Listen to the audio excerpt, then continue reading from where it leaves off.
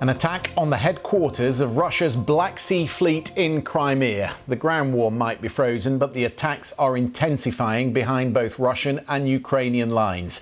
President Zelensky, now in Ottawa, is winning the argument. The Canadians will provide more. The US has just announced it will supply the long-range missiles Kiev so badly wanted. We'll get reaction.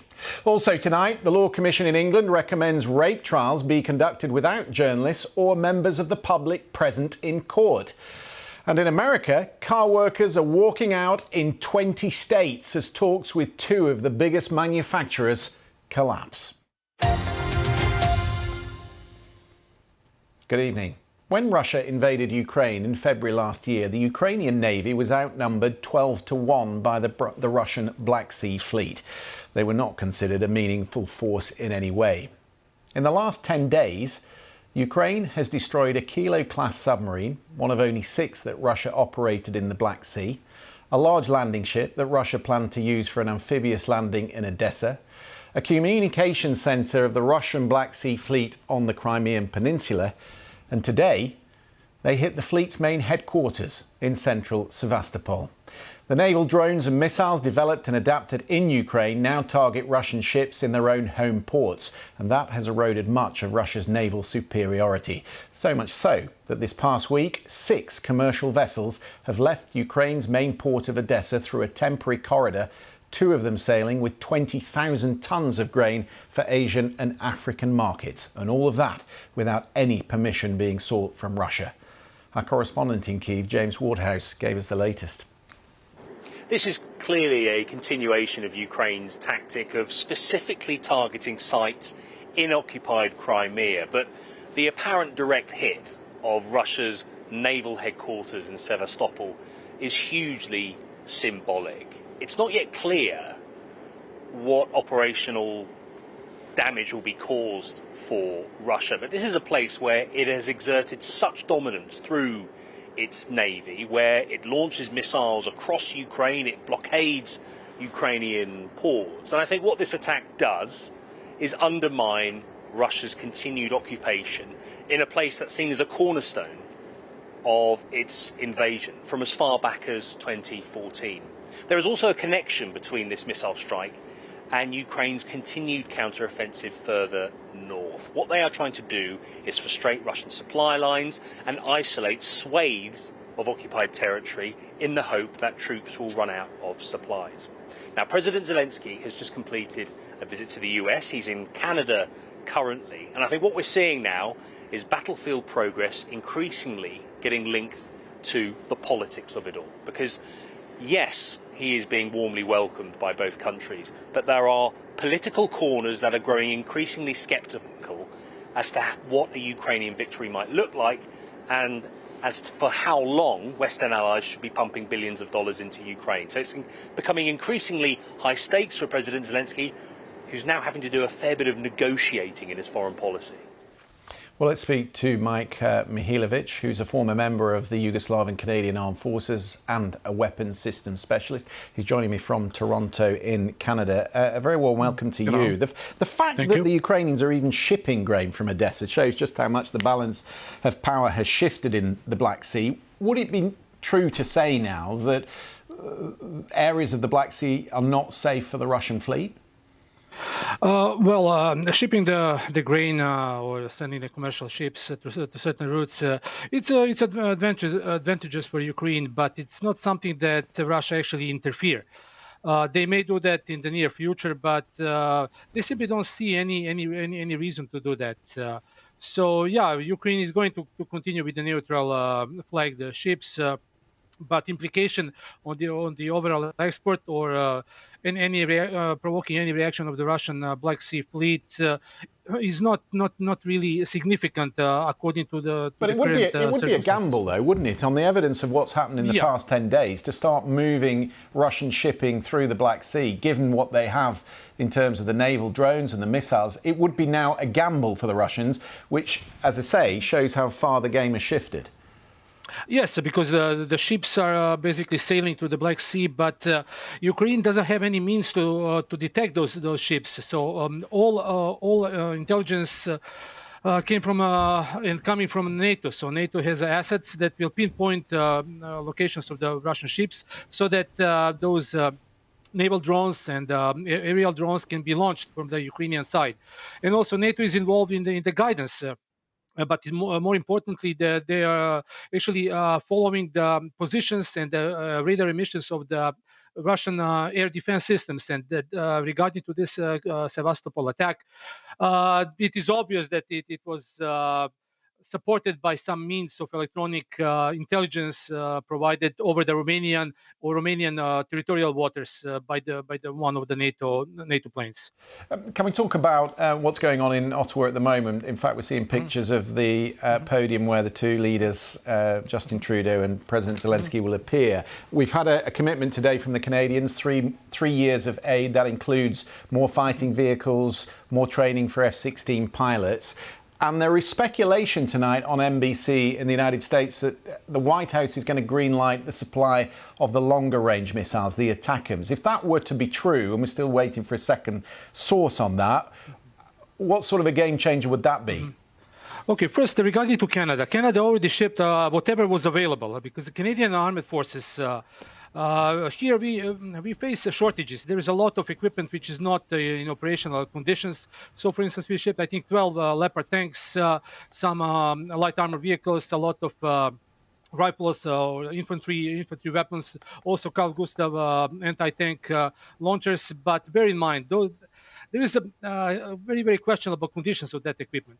When you mention F-16, training F-16 pilots, Canada doesn't operate F-16. So Canada can give some kind of general training, flying training, but contribution to F-16 will be simply zero, because we simply don't have that. We have F-18, which is not still on the list, but I will not exclude that in the near future some of available Canadian planes may be shipped. Yeah. Regarding to the ballistic missiles, according to some information, some of them are already in Ukraine. Those they were stationed in the Western Europe. The number, U.S. talking about limited number, but nobody specified that number. Bear in mind, those missiles are old ones. Ukraine now possess much stronger weapons. That is Storm Shadow or Scalp, French version. They have HIMARS.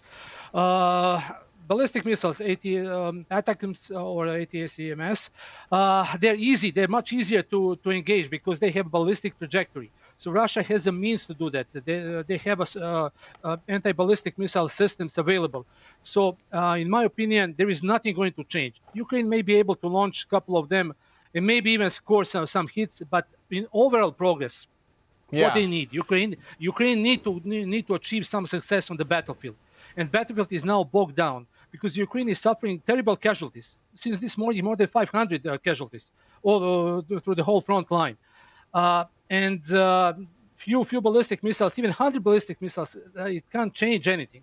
Yeah, but then, like you say, they do have the Storm Shadow, and you would think it was cruise missile, we think, that was fired at the headquarters, the naval headquarters in Sevastopol today. I just wondered, just before I let you go, what does that actually say about the Russian air defense systems, the S-400, the S-300 systems, which were much feared before the war started? And they are. They're the best systems in the world. I will tell you this. Well, not that good. No. They Please be realistic. Yeah. Those systems are proven. What is important? NATO provide Ukrainian with information. NATO locating the emission of Russian raiders. NATO is pinpointing locations of the individual launchers, individual fire control systems. Then NATO planners, in cooperation with the Ukrainian forces, they are doing planning for the attack. Everything is information. Ukraine doesn't have means to do anything. Without NATO, Ukraine simply can't do anything. Russia, implication of this attack is more symbolic. It is slamming to the face.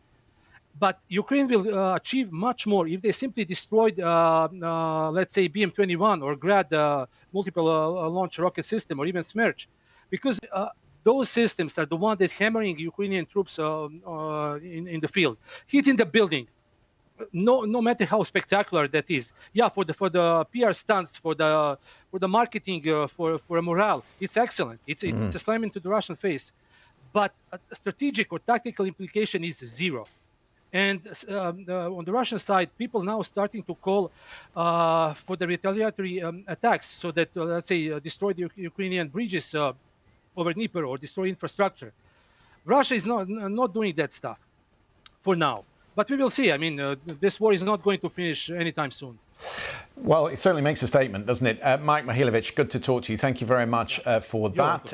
You're looking there at pictures of the situation in Ottawa, where, I say, President Zelensky and Justin Trudeau are soon to appear. Justin Trudeau's pledged nearly $500 million in aid to Ukraine today during this meeting. And that, of course, hard on the heels of the whirlwind tour of the United States from Monday through Wednesday. This afternoon, as you can see there, he received a series of standing ovations as he addressed Canadian lawmakers, an honour that he was refused yesterday by Republicans in Washington.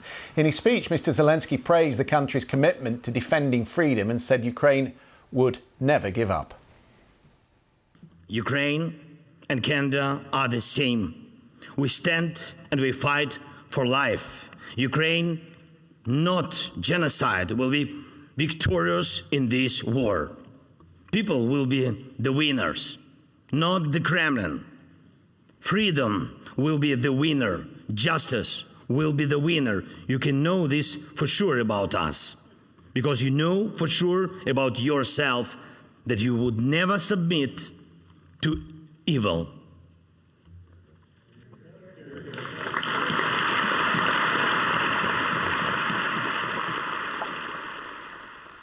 Important trip this for President Zelensky, given that some of the allies are wavering. We saw that in Congress yesterday, particularly on the Republican side. But some encouraging news emerging tonight from Brussels. There are reports from several sources now that the European Commission is about to recommend membership talks begin with Ukraine in earnest. And once the Commission makes that recommendation, then EU leaders will be asked to sign off on it, most likely at their summit meeting in December.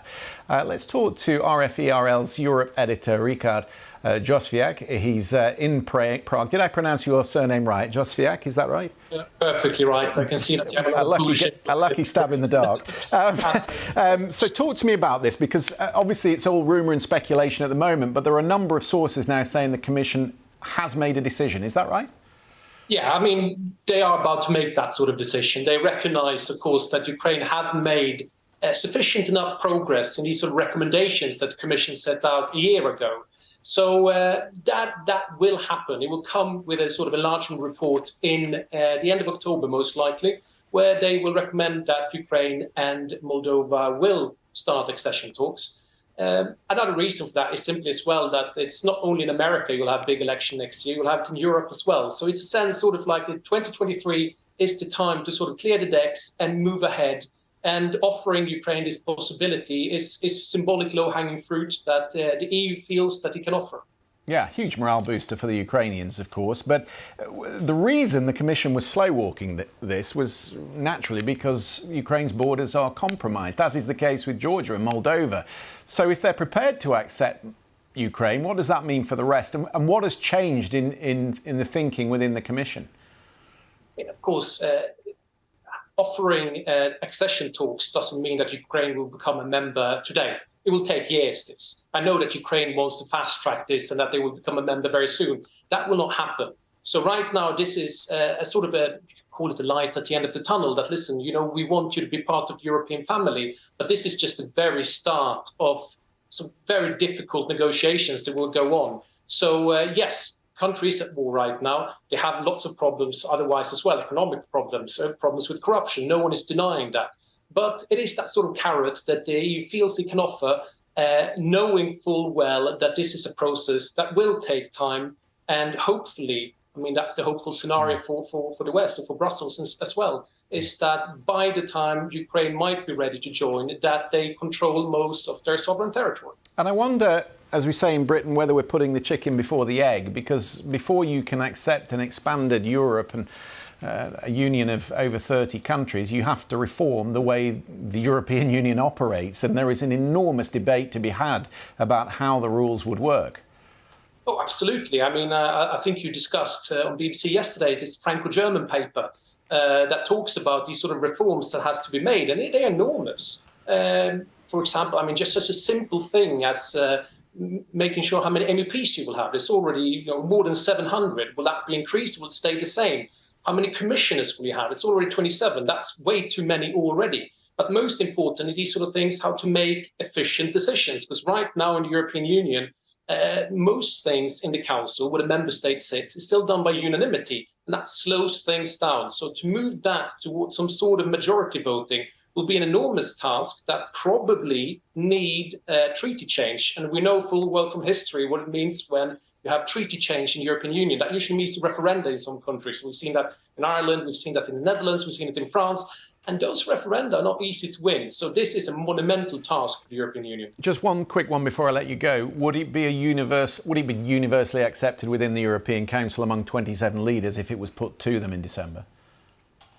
My indication is that it will. I think the country to look out for is obviously Hungary. Yeah. They have a slightly different view on Ukraine compared to others. And do they have a veto? I mean, on accession? They do. Okay. Absolutely, they do have a veto. But what's always happening in Brussels is an exciting place at the end of December with lots of horse trading. And as we know, Hungary needs money, EU money that has been frozen for Hungary. So I can see a quid pro quo happening there just before Christmas. Rikard, really interesting reporting. Thank you for coming on and telling us about it this evening. Good to see you. Those are the pictures live from Ottawa. We'll try and dip into a little bit of that when the two leaders appear, but at the moment they're all on standby and it could be some time yet. So we'll bring that to you when we see it.